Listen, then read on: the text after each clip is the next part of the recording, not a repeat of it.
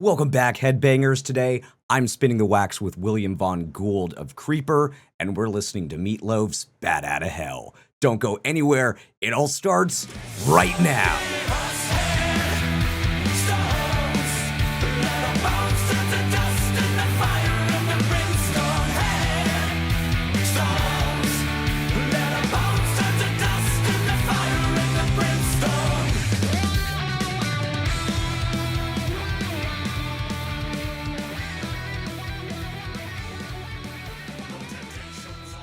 My next guest comes from the incredible Southampton rock group CREPPER, who is just released, likely, or just about to release, their second album of the Sanguivore series, Sanguivore II, Mistress of Death. Please welcome Mr. William von Ghould to Spinning the Wax. Sir, welcome. Thank you for coming down from your castle up on the high spooky mountain to interview a mere mortal like me. I appreciate you.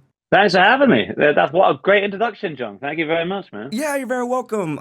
Before we start off in talking about the pick that you had today, just catch me up. How you been doing? How has it been in the lead up to releasing this second part of this Sanguivore story? And what does a typical day look like for you over the past couple weeks, if such a thing even exists? It's been a very hectic period of time. It always is when you have a record coming out, you know. Yeah. So it's been lots of press, lots of stuff at the moment. We're actually not touring until the end of the month, so it starts kind of in all of November and December. Yeah. So we've had this period of time where we're just doing press, just doing stuff from home, which has been cool. There's been a lot of kind of video stuff going on, promotional material, stuff like that. So a lot of busyness here. The business ends, yeah, not the fun stuff yet, right? Not like you start a band to play shows and to make music and stuff, and then it's all the peripheral stuff I'm doing right now, all the stuff around being in a band. And so much of an artist's life is admin. Yeah, exactly. But we're not going to complain, right? Because you are living the dream at all. Yeah, of course. Just real quick, why did you feel that the Sanguivore story still had legs and life, and that you wanted to continue telling it in, the CREPPER way? Well, it was weird because after the band's kind of historically always made a record and then burnt the record to the ground and reimagined itself in a different form each time around. Yeah. And it became harder and harder as the years have gone on to catch people out, because once you've done it, once you've destroyed the band once, people kind of they get the shtick, Yeah. So part of it was like, how can we catch our audience off guard? The amazing kind of like the cult-like audience that like our band and connect with it. Like, how can we serve them best? How can we give them something they're not expecting? But also, this is the first record, I think, where its existence, its mere existence, has been the result of the audience visceral reaction to the record. Okay. The last Sanguivore record was probably the most obvious reaction we've ever seen to any record we've done. I remember, so one of the stories we keep saying at the moment was, the funny thing was, early on in the Sanguivore series, we had the dancing vampires with this makeup on. My girlfriend's a makeup artist and designed this incredible look. Mm-hmm. And then we started playing kind of shows, and kids come to the show in the makeup, and we weren't wearing it on stage. So we were like, oh, fuck, we have to catch up with you now. So we ended up before you knew it, we were like, the reaction of the crowd and the kids at the shows was so fantastic and so ecstatic and visceral that we were like, there's something more to this. We didn't want to leave it behind. And that's the first time we ever felt like it. So, it was kind of came from the reaction to the crowd, I think. I love that, and it's we'll talk about that a little bit later as well as the continuing to try and surprise the audience and reinvent the band and everything like that. But I love that even you're surprising yourselves at this point, right? Where you're still trying to look ahead, but are still open to that. Oh shit, there's something working here, so we're just kind of do that. And I guess if you're surprising yourselves, you're going to be surprising the audience as well. Well, you hope so. That's the thing. Yeah. It's hard to I think as over the while we've been doing this, like even in the short period of time we've been a band, it's not even that short anymore. It's been quite a while. But since we've been doing that, it's become harder and harder. The internet's very pervasive, and it can find ways of kind of exposing what you're doing quite frequently. It's difficult, you know. Yes, exactly. All those the internet peoples that we love and hate all at the same time. But we'll dig into a little bit more because there's a lot that you said that I want to jump off of. But we're here to listen to a record, which I'm sure if people are seeing what you've chosen, probably make a little bit of sense, not just for the past album, but all of Creeper and the influence that Meat Loaf and Jim Steinman and all of the accoutrement that comes with it has influenced the band through the years. So, Will, why did you choose Meat Loaf's Bat Out of Hell to listen to today? Well, partly for that reason, partly because I think it's a really good indication of kind of where who my band is, and it informs a lot of what our decisions are. But there's so much more to it than that. I think when I was younger, I grew up in a house where lots of music was played on the stereo, as lots of us did. You know, my parents loved music, and so records were played quite frequently. But I can remember hearing Bad Out of Hell when I was younger, and it sounding like no other record I'd ever heard before. And I still don't really think there's been a bunch of records that sound a lot like it since. If you understand the context of where the record came out, it's 1977 it came out. So you're talking like first wave punk, like it came out and at the height of disco, you know, like it's we are in a very interesting time period here where nothing, it sounds weird now, but it sounded really bizarre back then. Yeah. And in fact, I would argue it's quite a punk rock record, not in terms of its musical style, but in terms of its ethos. Yeah. It was made against a lot of record companies turning it down. There's famous stories about Meat Loaf and the writer of the whole thing, Jim Steinman, going into record companies and playing the record. There's all this kind of mythology around it of how they couldn't record demos of it because the sound was so dramatic and you couldn't do it justice. So they would play the songs, and Meat Loaf would sing really loud, and Jim would pound the piano till his fingers bled. And these record executives would look at these two and think, "What the hell is this? We can't do anything with it." Until Todd Rundgren eventually made the record. But it's a piece that's born out of love and about a bunch of people making something against the odds, which I think is a lot of what punk is. Growing up in like the DIY punk scene over here, so much of that was like, how can we make this work? Like, even though no one's going to invest in it. There's not a great deal of money what we're doing. Yeah. We don't really know how to play this stuff or how it sounds. I think it's a really brilliant record like that. Also, it's been far more enduring than a lot of records from the time as well. If you look at its chart positions over the years, it's like one of the top 5 records of all time. And it's often seen as an ironic pick, which is really odd to me because I don't see it like that at all. I've always just seen it as an incredible body of work written by one of the best songwriters of all time. Yeah. It's an odd one. It's not one that I have a lot of experience with, but of course, given its stature in, music history and where Meat Loaf is and stuff like that, certainly I've given it spins before. I've never gone into the sequels, though. I don't know if we'll talk about that going on or if you have any clue of those. But I think, one of the things for me, especially, as a budding metalhead growing up, when I saw this, you see the album cover and are thinking, oh my God, this is going to be like the darkest, heaviest shit. And then it's just like Broadway show tunes, sang by this like really gregarious man. And it like takes you a second to kind of like get into it. But again, like I know you were talking about growing up in a musical household, and certainly if you're into theater, which I'm sure that the lads and lasses in Creeper are very much into the theatricality of music. You can find so much to like in this record, especially with people that might have preconceived conceptions about this, given kind of where it stands as being one of those ubiquitous albums that maybe a lot of people haven't actually dove into. Yeah, absolutely. I think also it's what you've just described is another really great point. It's the way it's marketed. It's called Bat Out of Hell. It's got the motorcycle in the front, and the lead single is the Trojan horse that gets it into your household, and then you find out what it's really about elsewhere. Like there's all this Motown on there. It sounds like a Phil Spector record elsewhere on it. It's that wall of sound that Jim Steinman was always like, just wanted to be the heir to the Phil Spector throne, the rock and roll variant, like a heavier thing, a more of a Wagnerian thing. It's a fantastic, really clever record, and they're complex songs. They're not like simple songs. No. Written by theater people doing an impression of rock of hard rock, which I think is a really interesting, cool thing to this day. Really brilliant singers like Carla DeVito, who is She mined the record on tour, but there was another girl called what's her name, Ellen Foley.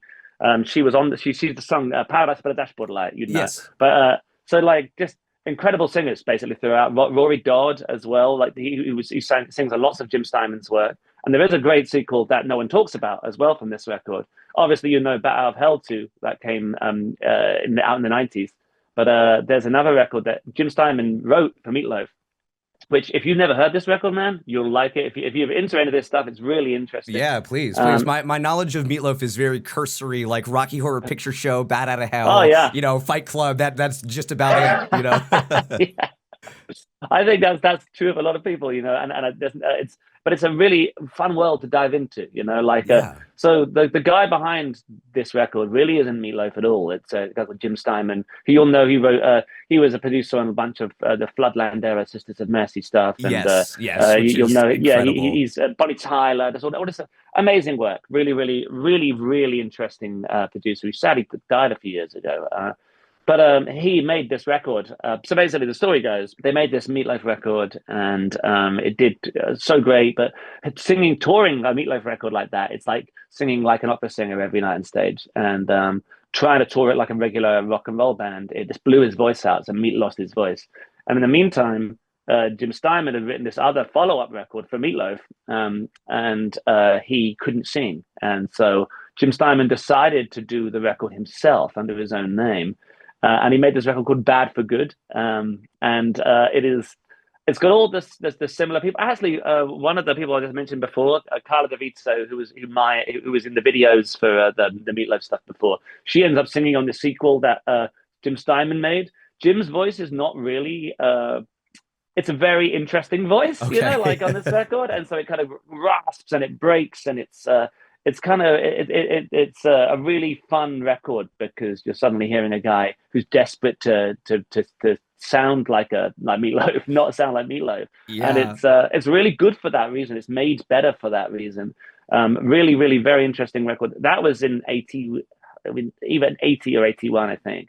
But again, a really important record to Creepers mythology and lore here. Like a lot of our work and a lot of our more theatrical elements for us comes from that Bad for Good record. Interesting. Yeah, I will have to check that out because I'm on Jim Steinman's Wikipedia page right now, and the lead photo that they have of him with the aviator glasses and the leather gloves with the studs, it's just it's so good. It's the best, man. I can see where Creeper is getting some of that aesthetic from. But do you want to go ahead and let's hit play on this record? Let it go ahead, and I don't know if we'll be able to finish it or not, but it can at least start going, and we can get it going. How's that sound? Yeah, let's do it, man, for sure. Let's get into this. This is Meat Loaf's 1977 album, Bat Out of Hell, in 3, 2, 1, play.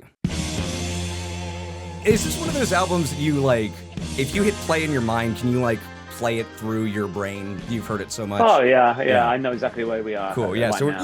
with the keys and everything like that starting. With motorcycle noises, which is a big thing that was made with a guitar as well. Oh, yeah, really? The motorcycle was made by a guitar. You know, some of the 80s bands will do that. I know Motley Crue and did that for, I think it's Kickstart My Heart, obviously, and then Maiden.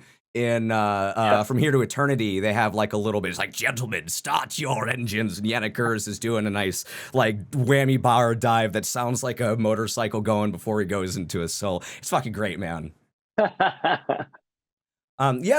one of the things, so I got into Creeper about pandemic time, right in the lead up to Sex, Death, and the Infinite Void, which still, like, obviously the time period that came out in was very traumatic for a lot of people and very sticks in the mind. And that was one of the albums that I remember, like, the second I put on, kind of being like, oh, hey, maybe everything is not as shit as it seems like out there, cool. you know? Yeah. And so it was a great record to get me through that time. But when Sanguivore came on and, Further Than Forever came up, I didn't have the, history with the band and all that stuff. And I just remember they're going Meat Loaf here. This is fucking this is incredible. Like, I've never heard anything like that.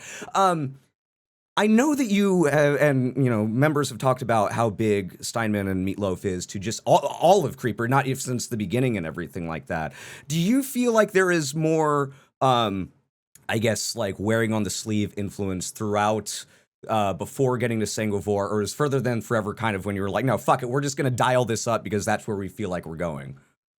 I think with Further Than Forever, it was one of those things where we wanted to do a song like that for years. We've wanted to make records the way we kind of have for ages, but we didn't have the tools to do them. And also a lot of it like comes from we're still learning all the time, and Sure. like it's a song like what we're listening to now, A Bow of Hell, like is a really it's a big song. There's lots going on. The Yes. bridge is crazy. The motorcycle crash in the middle. So all these different things. It took us kind of finding the right producer, and the producer for us was Tom Dalgetty. Yes. You know, from Ghost, Rammstein, The Cult very recently. I've had a very, very huge Meat Loaf head and Jim Steinman head as well. Like I went around his house and he had the Pandora's Box gatefold, like which is the Jim Steinman's girl group he put together, which is a fantastic record as well. But yeah, like really, for us trying to get there was a real place. I had like a bunch of a song. Ian had a part of a song, an intro of a song. Tom had this prog part, and it was just like a case of he was like, "How about we try and sew this all together?" And that was kind of how that one came around. It was three songs kind of sewn up together. And trying to be ambitious. We were really skeptical of whether we'd done a good job at first. Yeah. Because they're really not easy songs to write. Like they're really like they're large, difficult songs to kind of wrangle, you know. Yeah. So yeah, like I think we've always wanted to get that way, to get more and more that way. And you know, we're always the weird band on every build, you know, because the stuff we like is kind of odd and a little, you know, we're the kid at the back of the class reading comic books, or that's kind of what our band is. Guilty, I get it, right? Yeah, there's you know, probably a reason why we like the same music and shit, right? Yeah, exactly. And it's just one of those things, just being into really, really into something, and then finding somebody else, a producer who also really understands what you're doing and what you want to do as well. Yeah. So yeah, the perfect storm really for us. And I wanted to get into that too because you know you continued working with Tom on this record, which I should. Oh, hello. What's the kitty's name? Oh, this is Bats. She's already been twice today, but she will just if I sit still, she'll just meow at me until I have to feed her again. But she's not being fed for a while. I got Buster over here. We had the last interview that I did. We had a fucking comedy of errors with. I tried to let him out. Another dog came in. The last dog came out. He came back in. The cat came back in because we got a menagerie over here. But yeah, so I wanted to dig into working with Tom because I know obviously you know he worked with Unto Others on their last record too, a band that I'm huge into. It seems like a natural fit. Like, oh, if we're going to extend the Sanguivore story, we would like to work with the same producer that kind of got us to this point. What about working with him made you think that, okay, we want to go back and we want to continue to do this magic that we've done together? Well, I felt like there was a lot of unfinished business. Like, you know, it feels like Casper the Friendly Ghost or something, you know, saying that. But yeah. like it was like we got on so well, and we were having such fun, such a laugh writing songs. And normally when we're writing records, we write so many songs for them to try to find the sound, what we're trying to do, what we're trying to make. For Sex, Death, and Infinite Void, there was endless amounts of material that we just binned because we were trying to find the place we landed on. And again, it was like, you know, like I said about learning skill sets, it was like me learning a baritone on that second record, which I'd never sung in before, and all this different stuff. And so with Tom, we wrote very, very just over the amount we needed for Sanguivore I. So we were like, oh god, we didn't even get to try all this other stuff. We wanted to write. There wasn't enough time. I was wondering. Okay, yeah. So we're desperate to get into another. We put out some songs on a deluxe. There was like I think there was 2 more songs that we put out, but it wasn't like we didn't really. We were having such a laugh, and we didn't have enough time to really, really explore as much as we'd liked. Also, we felt like with the Steinman sort of sound and the 80s records we were leaning into, there was more sounds, there was more to mine in that. Like there was more stuff in the world to bring up, you know? Yeah. So, it was, we're just desperate to get back and write some more, you know? And it's still now, we finished another one and we still feel like, God, like, I can just sit and write with him all day long. It's such fun, you know? I'm so sorry if she's meowing all Oh the no, time, it's by the cool. I way. love it. I, That's ambience for the people okay. listening. It's funny. She meowed as soon as the music of "You Took the Words Right Out of My Mouth" started going. She was like, "Yeah," and then the horns came in. You're singing on the record, isn't she? I love it. Bless her. Sorry about No, that. that's okay. That's totally fine. My pets will probably interrupt us as well. I think that sounds great. I'm going to dig into that a little bit because I hate asking bands before an album has even come out yet. Like, tell me what else is going to go on. But especially nowadays, people are so what is it? Inspired by you get to the end of the recording session, and be like, but we still have more that we wanted to do. But I loved what you said about kind of exploring more of that kind of like I guess 80s time period or so that you started on Sanguivore because Cry to Heaven I felt was just like a Sisters of Mercy goth club banger, right? And then like Headstones, I heard so much like Paul Di'Anno era Iron Maiden in Yeah, that yeah. song that was just like the two of those things. And that's what I love about this band, is that there's no limit, I guess. And like, I know it must be hard and like nerve wracking and crazy and rack your brains to kind of reinvent yourself and change a little bit. But having that DNA, I think that you and Ian and Hannah and everybody who writes in the band has is just really cool to see you guys be like, okay, well, cool. How can we take this little idea and morph it into show tunes or 80s heavy metal or 70s disco glam goth? I don't even fucking know, man. Yeah, it's a really really the funnest thing about Creeper, and actually like to get to the place we are now wasn't easy Sure. because when we first shifted from the sound we had on our first record to Sex Death, there was a considerable kickback at the time. I'm sure. But it was like a teething phase almost. We kind of had to prime people like, oh, we're gonna do this a lot. Like we're not gonna stand still. That's just not gonna be our band. Like I Yes. think the thing is with us is we're such fans of music, like we're not just like kids who grew up in a punk scene and like punk and that's all we like. We're like kind of old souls in a way. Like a lot of the music that we really like is kind of a little old fashioned. I mean, we're listening to Bow of Hell, Right, right, but yeah, like, exactly. like the stuff we're into is kind of it's vast and diverse, and I just can't imagine doing something where we just repeat ourselves over and over. But what it's led was like, but what led to was after we kind of did the initial change to Sex, Stephanie, Infinite Void, it meant that anything was possible after that. It Right. meant that we could explore any avenue we wanted and feel a little less worried about how it will be received because people come to expect it from us now. They might Yes. still Yeah, say, "Oh, yeah, we wish you'd exactly. play your songs in your first EP." They might still say that, but like they're no longer horrified at the idea that we're going to go and try other things. And Yeah. that's a really you know what it is? It's like there's an autonomy that comes with that that's really useful as an artist, I think, where you just literally do what you want. And it's kind of hard sometimes we all talk a big game about, oh, I'm just going to do whatever I want, an artist I can do whatever. But truthfully, it is terrifying every time you do that, especially when it's like my work my job as well as everything else. You want to put the creativity first, but if everyone just gave up on us immediately after we did that, it would be terrifying. But Yeah. luckily, people followed us down the rabbit hole a little bit, and on this new one, we've managed to do this. The song we've done with Hannah, Razor Wire, Oh my is God, kind dude. of Oh yeah. Please talk about Razor Wire all day. yeah, it's my favorite one on that one. Because we got to do some stuff that we've never tried before, and that pushing the boundaries out further and further is really all part of the fun with Creeper. And the Razor Wire in particular, we were like, I was trying to work out a song for Hannah for a while. I was trying a few different things, and they weren't quite working. And then we stumbled on this kind of mixture between like Black Velvet and the Edge of 17 and kind of this electro beat and this Misfits lyric kind of shoehorned in the bridge and it was just like really fun. Hannah came in with this really bluesy piano piece and it Yeah. was like just we had Joe from Green Lung do sax on it and it's just been Oh, like that was it's Joe from been Greenlung. Oh, yeah fuck yeah yeah. That's awesome.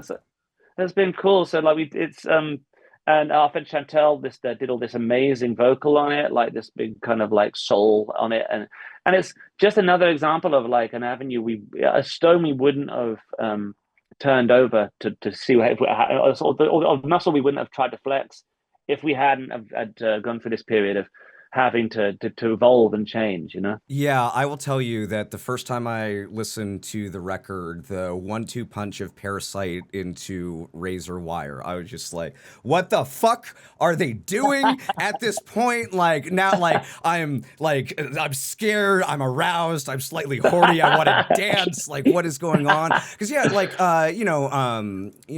Razor Wire seemed kind of like an extension of, or like a song like Ghost Over Calgary or something like that, right? But where you have this almost, like I wrote down on my notes the first time, goth Moulin Rouge is kind of like the feeling that I get from that song.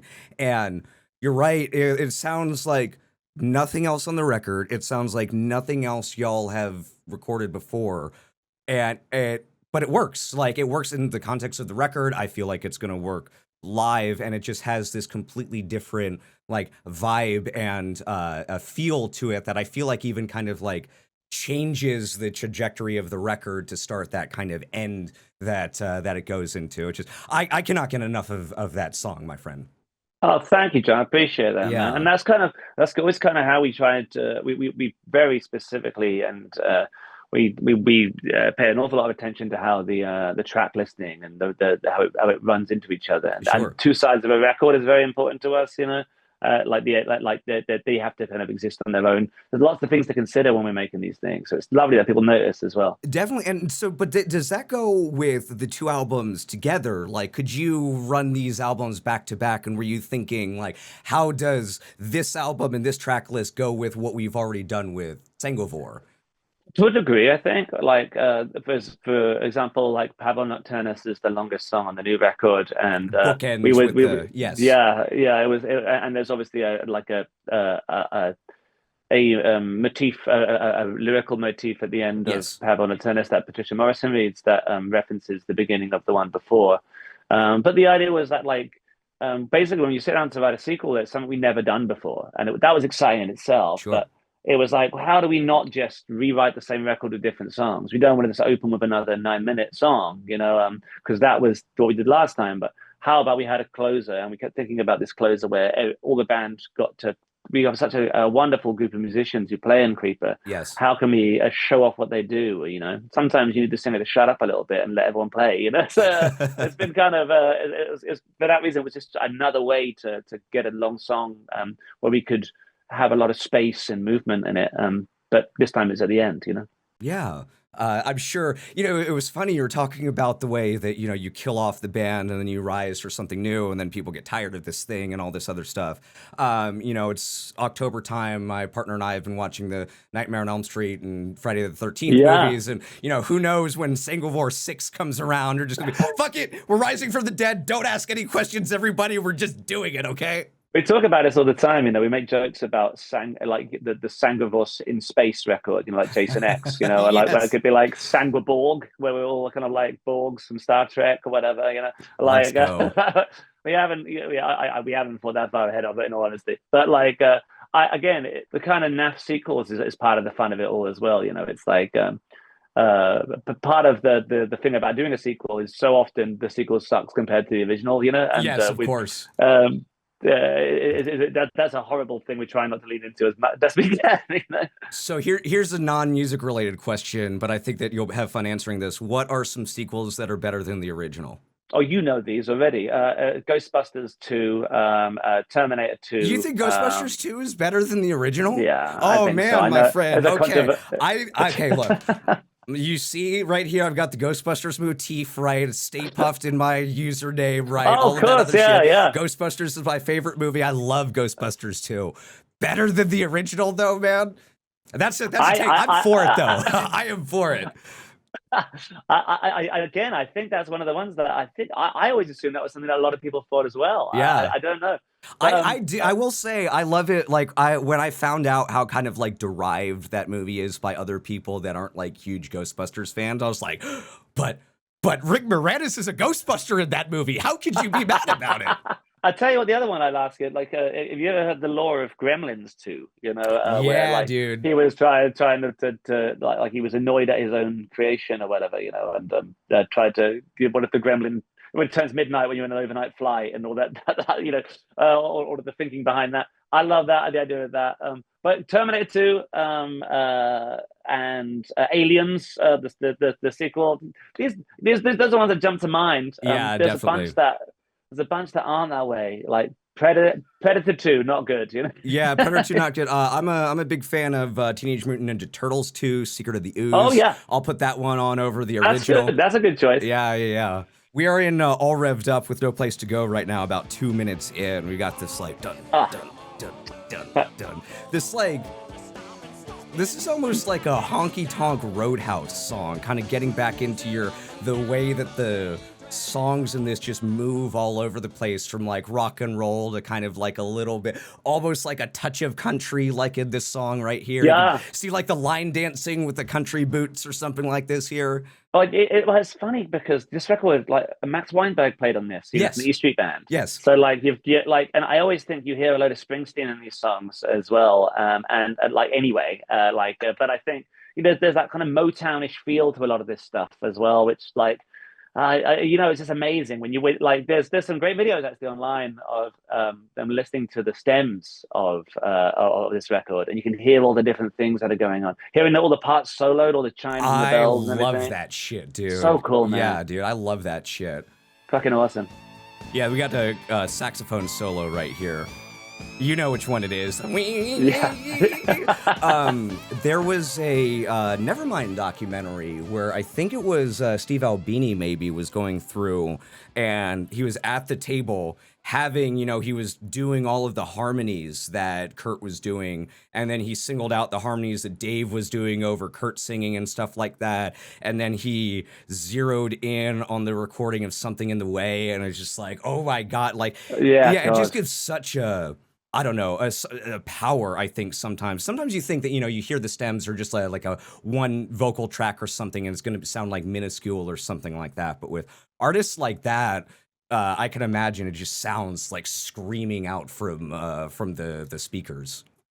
I always just think about these old records as well. Like, these aren't Pro Tools records. This is a time before the ease of what we can do now, where you just had to be a really good player. And these Meat Loaf songs, again, they're not easy songs to play. There's a lot going on in them. And I was always fascinated when I was younger with the stories of Phil Spector and how the wall of sound and the echo chambers underneath and all that stuff, and how they would layer things up on top of each other.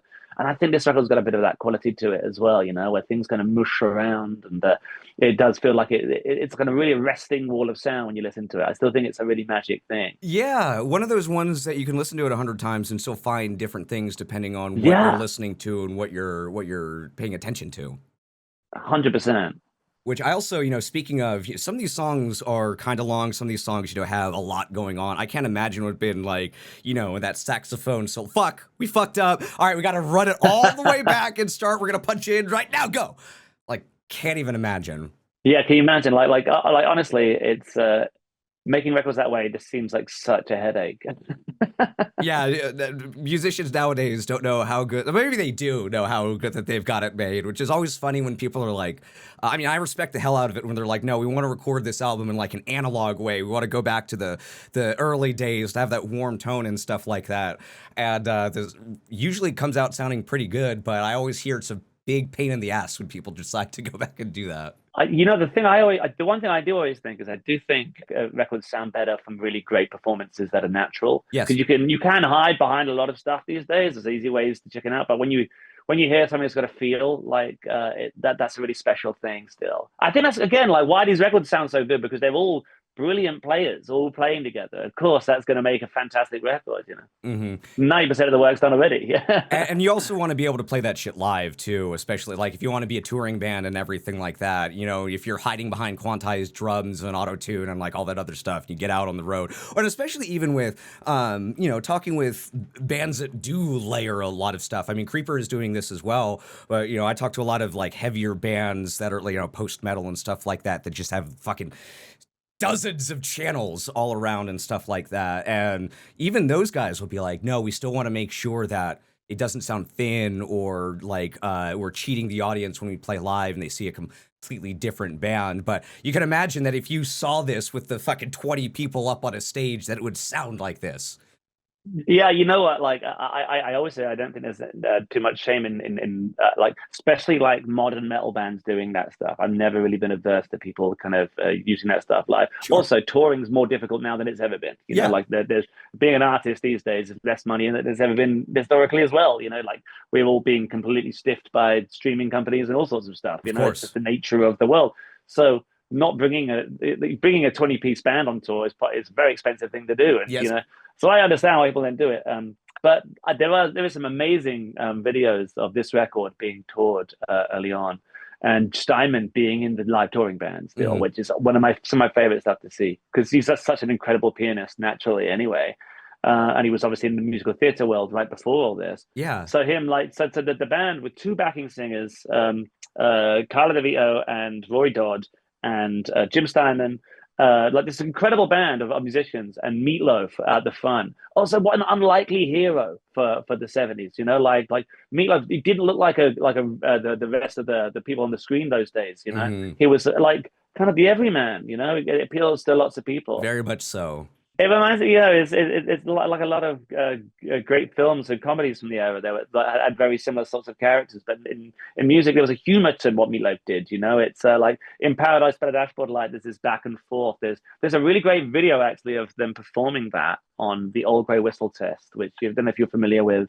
Was a show over here in England that a very famous one that lots of bands would tour, and when they came over here, they would play perform on. Mm. David Bowie was on it a lot back in the day, and but like it's a really brilliant. It's a piece of. It basically becomes musical theatre at the end. You know, it's this back and forth. A Paradise by the Dashboard Light. It takes you from the beginning of the story where they meet and they're trying to say are they going to have sex or not? And they're making a deal where it's like if we do it, are you going to love me forever? And then by the end, they're married and they hate each other, and it's just this is this story and they're acting it out like at a live like on a television show like back in the '70s. It's crazy. Is that on YouTube? Yeah, All right, man, you got to check it out. I'm gonna go find that. I'm writing that down and note to myself. That was Paradise by the Dashboard Light on that show. All Yeah, right, you got to I'll go find watch it. it. It's Yes, I really good. will. So you were saying that you grew up in like a musical household with records and like all sorts of different music and everything like that. Where did your like when and where did your love of musical theater start to like burgeon from, and how did that then converge with punk and metal and heavier music and stuff like that? It's weird because I don't really think that theatrical and musical theatre often mixes with punk very well, which is funny. But like with heavy metal, it really does. It's You know, very much so, do yeah. you know what I mean? It's Yeah. really interesting that those things are often seen so similar, but they actually are more different. I weirdly enough, it probably would have been some of the first stuff I would have seen would have been like Little Shop of Horrors, the Rocky Horror Picture Show. Yeah, yeah, great. By the Palmers, The Phantom of the Paradise is a really important film to me as well. But like a lot of kind of the more horror infused stuff was really really big for me when I was growing up, and of course, already being a fan of Meat Loaf, discovering Meat Loaf was in this fucking crazy musical, The Rocky Horror Picture Show. So much of an important memory for me was discovering that film and my place in the world. All kind of came along with that. I love that. And we just kind of, I suppose, I've always had an interest in that sort of stuff, and especially the more theatrical elements of punk. I suppose like the Misfits, and stuff like that was very very important when I was growing up too. So I suppose that's a bit of theatre there, but Yeah. like. A lot of the punk rock scene I was from didn't really encourage a lot of theatre. It was Yeah, like a I can see DIY that. punk scene, you know, and it was kind of like a no nonsense, you know, no rock star bullshit Yeah, sort of yeah, scene, you exactly. know. We're here to Um, not have fun, okay? We need to have a bad time and look like it. which is exactly, and you realize as you get older and you kind of grow up a little bit, you're like, oh, God, some of the rockstar bullshit is some of the funniest stuff, you know, Yeah. like that's I grew up watching the David Bowie Glass Spiders tour VHS, you know, like where it was all theater basically, you know, Right. and like being really really into the Spiders of Mars and all that stuff growing up was really important. So I guess early on in Creeper when we first started, some of my idea was you got to remember when we first started the band, Michael McCromance was still broken up, and like kind of all of that stuff, and wasn't like lots of the makeup in punk rock had kind of like gone away for a little while. Hmm. It's very much back now, which is really cool. You know, but we were like, oh, wouldn't it be fun to do like to put the theater back into this again. I used to watch videos of TSOL playing and thinking that like they looked like the coolest punk band ever, and yeah, like stuff like that. And we were like, well, let's try and add some of the frills back that are missing from this back into it. And it wasn't always met with a welcoming mind, I'd say. You know, like Sure. sometimes we played to like we tour with like pop punk bands and things, and it were met with quite a hostile crowd. Sometimes it was weird. Now people kind of, especially over here, people kind of know our shtick and know what we do. But like, it was sometimes it felt like we were playing we were the unwanted Rocky Horror Ballad at the pop punk pizza pie. You know, like it was often Yeah. like that. Well, and like that's the thing that is always so hard with, you think of bands that have been around for a while, and like I always go back to like fucking like you see Slipknot on their debut, right? They've got the masks and the jumpsuits and all of that other stuff, and just I can't imagine the first show that they did in like a fucking local Iowa pub where they had like shitty fucking like homemade masks and stuff like that, and how people look. But like that's what you have to do when you're starting a band type. Like what were your first memories of that? With like did you guys try and do like was it like the makeup and the leather, or is it just like corpse paint type of deal? What was your first kind of brush with theatricality in a budding creeper that got you guys booed at some hostile crowds and stuff? Well, I think I was always quite an effeminate guy when I was younger, but I was very repressed, I think, Okay. when like, and so like I think the theatricality of it all, this as soon as we started just going full on out, like kind of, we grew up with AFI and the Alkaline Trio and bands like that were very important to us and kind of a big influence on our early material. Very much so, yeah. But those scenes, like kind of those sorts of bands have kind of gone away by the time we'd started. Well, they hadn't gone away, but they weren't that style of the mid 2000s, early 2000s, like that look had kind of gone away. So I think we were kind of we were riffing on a lot of that stuff and like kind of early My Chemical Romance and all of those bits and pieces from then. And I think it just got more. I think it really got to a fever pitch when we started wearing costumes and things. It was like the Callous Heart jackets that we wore at the beginning was like this, the matching patches on the back, and Sure. there was a lot more makeup worn on stage every day. So we were like, I always feel like we were like the Babadook at the dinner party, you know that meme? Like we were like often like that, we were always overdressed for the occasion. And it started small and it's kind of got more and more and more. But like people, what we found was cool about it was a lot of our audience, especially over here now, comes from all the people that were at those shows, maybe where lots of the crowd didn't get what we were trying to do or didn't really appreciate what we were trying to do. They found us and oh no, I like this. Yeah. This is something for me. I've missed this in punk rock too, and I maybe they grew up. Their parents listened to the same records as mine growing up, or whatever. They came from the same sort of scene, or something. They just happened to be at this show where they also felt a bit uncomfortable around the people that were there, or whatever. And we just kind of got pockets of people who discovered us in these different things. Mm-hmm. So also what I'm describing of like playing to crowds that didn't get you is completely par for the course for a lot of bands who wear makeup and do that sort of thing. We're not unique in that sense, but it has it's been a funny situation.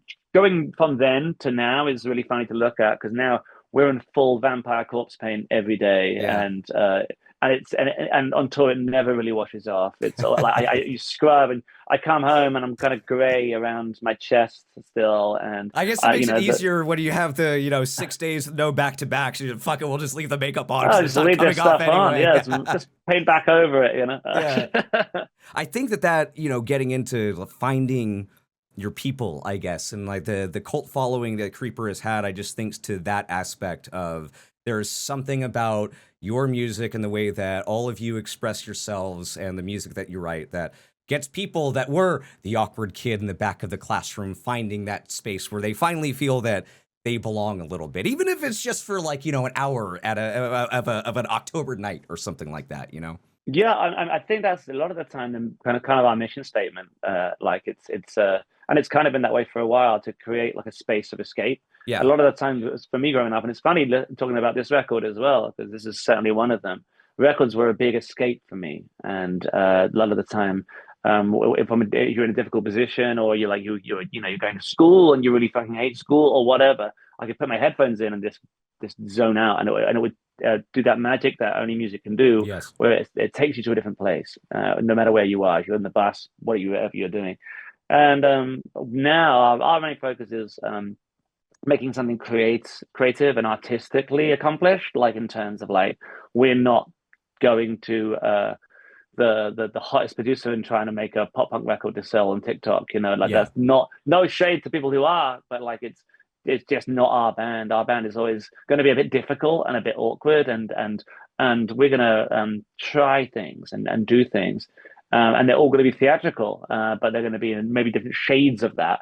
And also, when people come to see us now, what you see is this amazing thing where some people will be wearing the callous heart patch from our first record. Some people will be wearing very androgynous kind of makeup as the character Ro from Sex, Death, and the Infinite Void. Some people will be dressed as vampires, like from this record and the vampire rock band.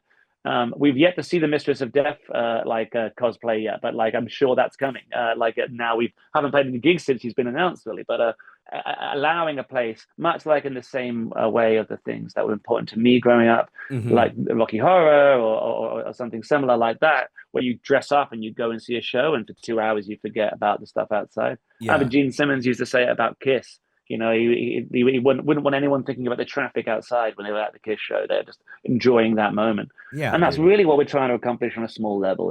It's just a place to go and be yourself. No one else gives a shit about what's going on with outside of this room, and everyone just is accepting of exactly what's going on right there and then. Yeah. And that's really a magical thing. And It is, and it's so it's important. important. Yeah, literally, it's so important. And any type of representation, any type of safe, comfortable space where people can go and just be themselves, not feel like they've got to be watching around their corner or having people like staring daggers at them because they're dressed androgynously in a mostly male white dominated space or something like that.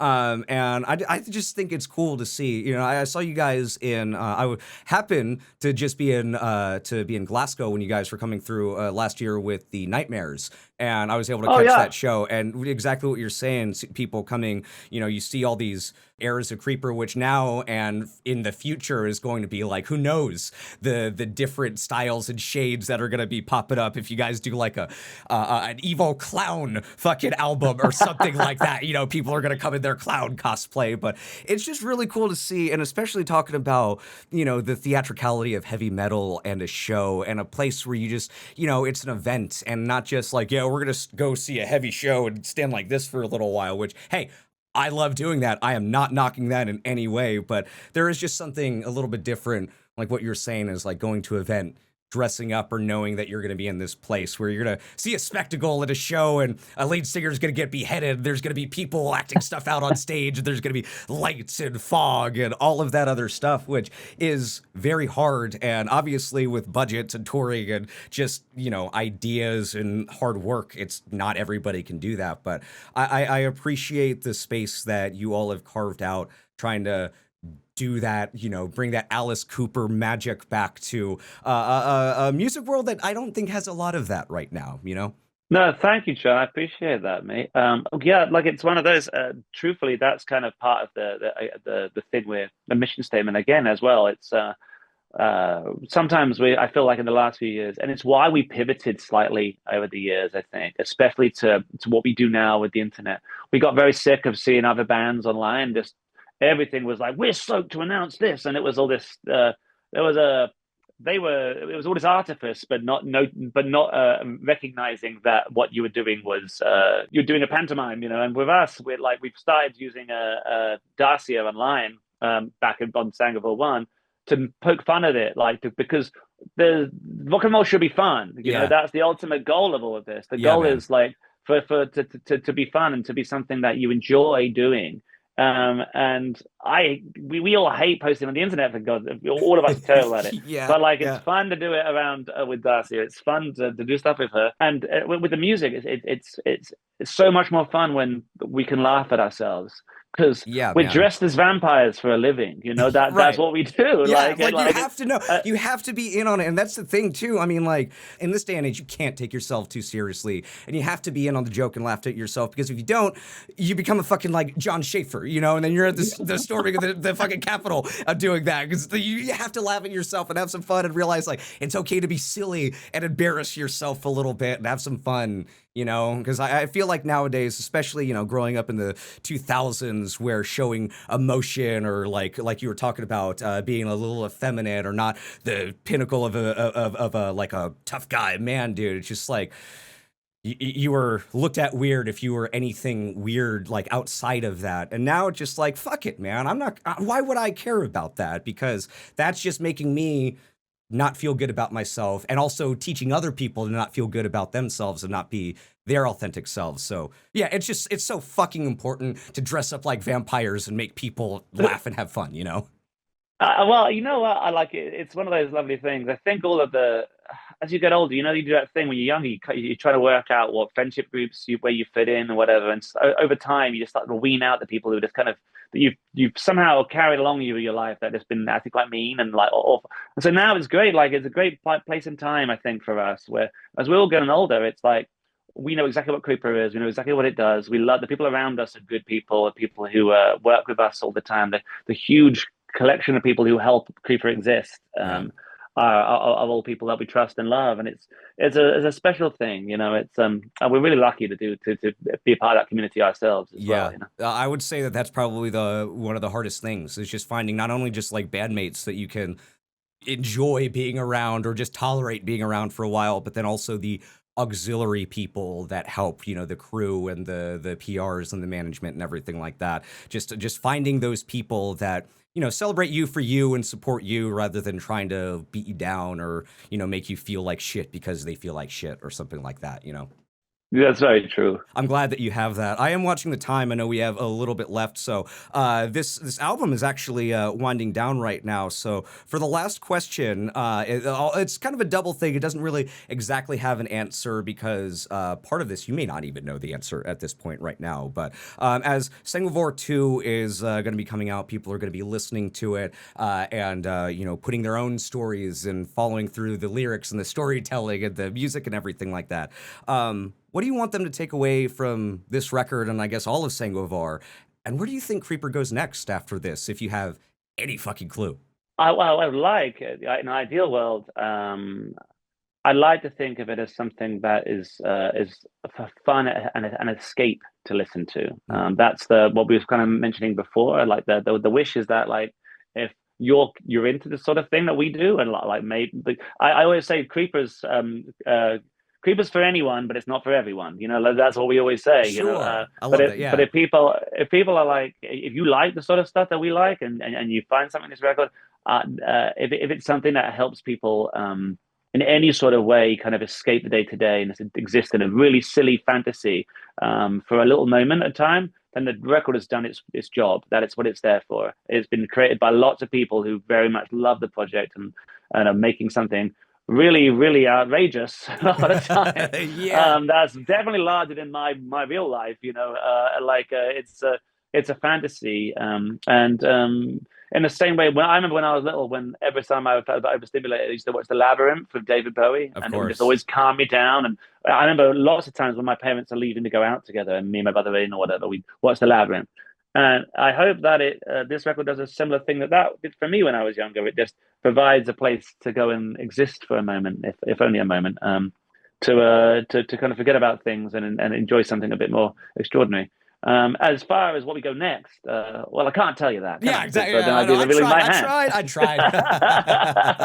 But wherever it is, I'm excited to see where it goes. And like, what even more, just thinking about, you know, as Creeper's gone on, you talked about, you know, this band has been doing its thing for what over 10 years now at this point. I think they're pretty close to it. Just as the years go on, as the albums and the discography goes on, I can't wait to look back and 3, 5, 10 years and be like, look at these different eras, and like, you know, you'll have the you know, sex, death, and infinite void stuff in your mind, and then the vampire makeup, and then the evil clown makeup, and like all of that other stuff afterwards. It's just gonna be very cool, and I'm glad that I came in on the band when I did, and I get to see you guys you know, create music and grow and change and evolve and bring people on for the ride, because the world is better when people are having fun and listening to music and coming together to have fun and listen to music. Thank you, John. I hope so too. And you know, just in general, as a fan of music myself, that's always the reason that I like to go to gigs, and that's what reason we all got into this in the first place. I hate to think what type of haircut I'll have on that. You could do like a green mohawk or something like that. I don't know. We'll figure it out. I'm sure We'll that you've got down ideas the for line. days. Yeah. Will, my friend, it was so good to chat with you, to listen to Meat Loaf, and just shoot the shit about Ghostbusters 2 and all of the eras of Creeper and everything like that. Congrats on the record. I hope it brings you so much success. And is there anything that you want people to be looking at in the end of 2025 and going into 2026? Well, thank you very much for having me, John. It's been lovely talking to you, mate. Honestly, it's been really fun. Thank you very much for your lovely questions as well. So next year we're going to be returning to the USA. I don't know exactly when I can announce this, but it's happening. We're looking forward to getting back out around the world. We're playing a lot with Iceland Kills. We'll be touring the UK and Europe over the next few months. And we've got a very busy year, which our hope is next year to play and keep providing this thing that we do for as many people who want to come see it as possible. Amazing. Well, if you are anywhere close to Nashville in the USA, I will be there with bells on, in my evil clown makeup and all of that stuff. I'll see you from the stage in that clown costume. Exactly. Oh, fuck, now I got to do this. Shit. All right. But yeah, it was so good to have you, Will. Have such an amazing day, and we'll see you around the bend, my friend. Wonderful. Thank you, John. Take care, my friend. Yeah, you do the same. Cheers. Your sacrifice, I'm cast